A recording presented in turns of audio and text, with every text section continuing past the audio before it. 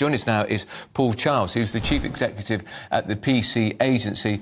Paul, morning to you. It puts it in perspective, doesn't it? The last time we had disruption like this, there was a major volcanic eruption in Iceland. This time, it was nothing to do with Iceland. Presumably, the system just got overloaded, no backup system. And I read with horror that they were reduced to having to log a lot of the flights by hand. Yes, we've seen over 1,600 flight cancellations now since yesterday morning when this outage first occurred. And no, it wasn't a hack. It seems to have been a failure of the software somewhere. And it does seem remarkable that they then have to resort to manual processes, which, to be fair, is a safe way of making sure aircraft land okay and take off okay. But it shouldn't be like that in this day and age. There should be a backup system. There should be better software. And that's why I think the government needs to launch a national inquiry into the state of our British infrastructure around aviation at the moment.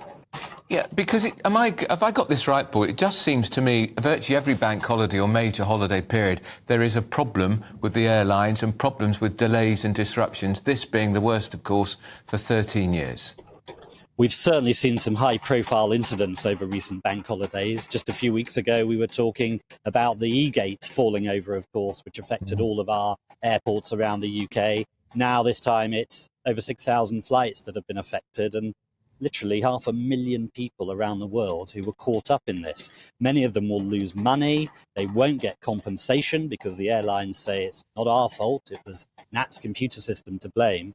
And I hate to say it, but I dare say we'll have more issues, which is why we need to see the government be proactive on this, do a resilience test against all the aviation infrastructure in this country, and tell us where things are going wrong so they can learn from it. What often happens as well, just to make it worse for families and people caught up in this, Paul, we hear again and again, nobody tells people what's happening. There's some photographs in the papers today of some very anguished-looking passengers and some very anguished staff trying to placate them. Why is that information not forthcoming?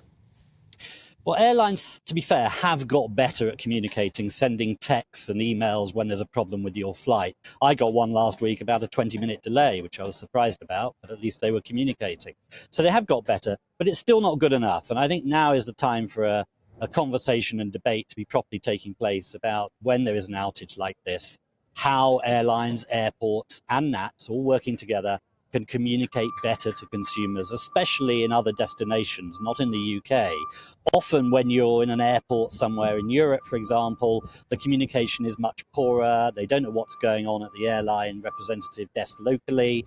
And that needs to improve. And I think it's time with better technology now to find a much better system for consumers to rely on.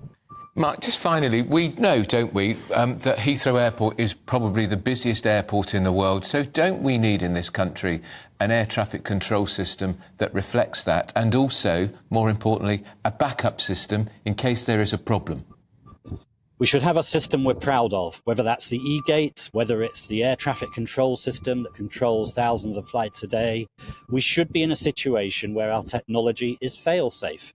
That's why we need a UK government inquiry to determine what the technology should be, when the next investment is going to be, and let's see some millions spent on creating this resilient infrastructure so that consumers don't lose tens of millions of pounds as they have done in the last 24 hours.